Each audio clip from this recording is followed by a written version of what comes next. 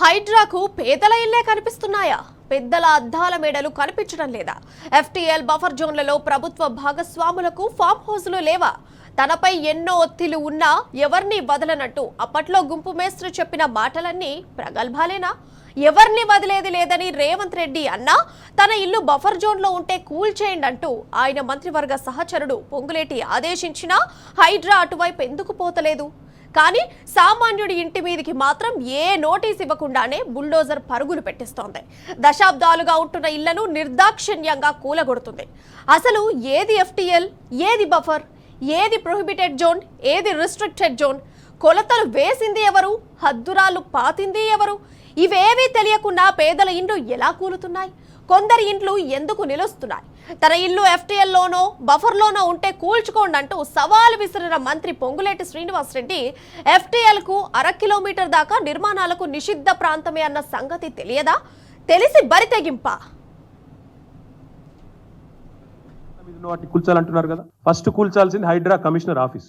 బుద్ధ భవన్ ఏదైతే ఎక్కడైతే హైడ్రా కమిషనర్ కూర్చున్నాడో నాలా మీద ఉంది. పేన్ సాగర్ పక్కనే ఉండే నాలా మీద బుద్ధ భవన్, దానిలోనే ఎలక్షన్ కమిషనర్ ఉంటాడు, యువతల దిక్కు వస్తే హైడ్రా కమిషనర్ ఉంటాడు, అలానే విమెన్స్ కమిషన్ ఉంది. ఫస్ట్ ఆ బిల్డింగ్ కొట్టాలి మీరు నిజంగానే కూల్చాల్సి వస్తే. రెండోది ఏం కొట్టాలి తెలుసా మీరు? ఏ జిహెచ్ఎంసీ అయితే పర్మిషన్లు ఇస్తుందో ఆ జిహెచ్ఎంసీ బిల్డింగ్ ను రెండోది కొట్టాలి. ఎందుకంటే జిహెచ్ఎంసీ బిల్డింగ్ కూడా నాలా మీదే ఉంది. మరి నువ్వు ఇతరులకు శుద్ధులు చెప్పే ముందు నీ కాడికెళ్ళి మొదలు పెట్టాలి కదా. చారిటీ బిగిన్స్ ఎట్ హోమ్ కదా, అది చేయరట. రేవంత్ రెడ్డికి జాన్ జిగ్రీ దోస్త్ అసదుద్దీన్ ఓవైసీ, ఆయనకు చెందిన ఫాతిమా కాలేజీ సకలం చెరువును ఆక్రమించుకొని కట్టలేదా? సగం చెరువును నింపి ఓ దీవినే ఏర్పాటు చేయలేదా? అయినా గుంపు మేస్త్రికి హైడ్రాకు కండ్లు కనిపించడం లేదా? అంటే పేదోడికి మాత్రమే కులం, మతం, జాతి వర్తిస్తుందా? అకాడమిక్ ఇయర్ మధ్యలో కూల్చేస్తే విద్యార్థులు ఇబ్బంది పడతారన్నత మానవతా దృక్పథంతోనే ఫాతిమా కాలేజీ కూల్చివేయడం లేదంటున్నాడు హైడ్రా రంగనాథ్. సరే, ఆయన అన్నదే నిజం అనుకుందాం. అకాడమిక్ ఇయర్ మధ్యలో కూల్చేస్తే ఇబ్బందులు రావచ్చు. అలాంటప్పుడు విద్యార్థుల చదువులకు ఇబ్బంది కలగకుండా అకాడమిక్ ఇయర్ పూర్తయ్యాక కూల్చివేయొచ్చు కదా. హైడ్రా అధికారులు ఆ పని చేయరు, చేయడానికి కూడా సాహసించరు.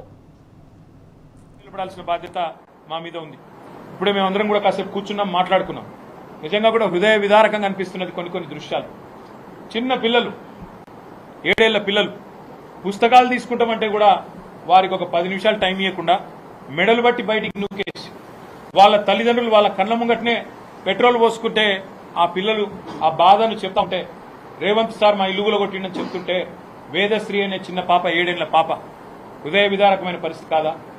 కస్తూరిబాయి అనే ఒక మహిళ ఫుట్పాత్ మీద చెప్పుల దుకాణం నడుపుకుంటుంది, దళిత అమ్మాయి అనుకుంటా.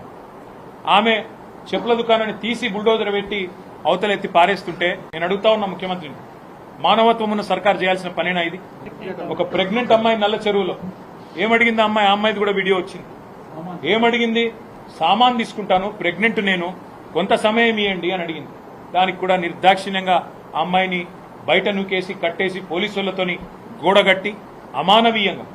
ఇక చెరువులైనా కుంటలైనా 500 కిలోమీటర్ల లోపు నిర్మాణాలు సక్రమమా, అక్రమమా? పేదలవి కాకుండా పెద్దల ఆవాసాలు, అద్దాల మేడలు బఫర్ జోన్లో ఉన్నట్టా, లేనట్టా?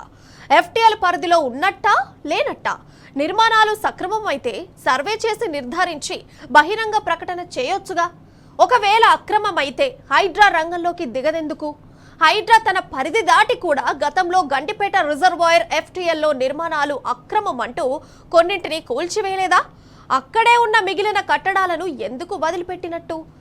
మరీ ముఖ్యంగా నిబంధనల ప్రకారం తన నిర్మాణాలు లేనట్టయితే కూల్చుకోండి అని మంత్రి పొంగులేటి ఆఫర్ ఇచ్చినా హైడ్రా రంగంలోకి దిగేందుకు ఏ శక్తి అడ్డుకుంటుంది?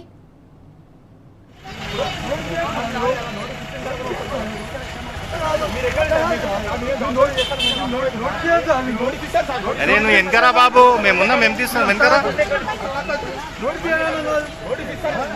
నువ్వు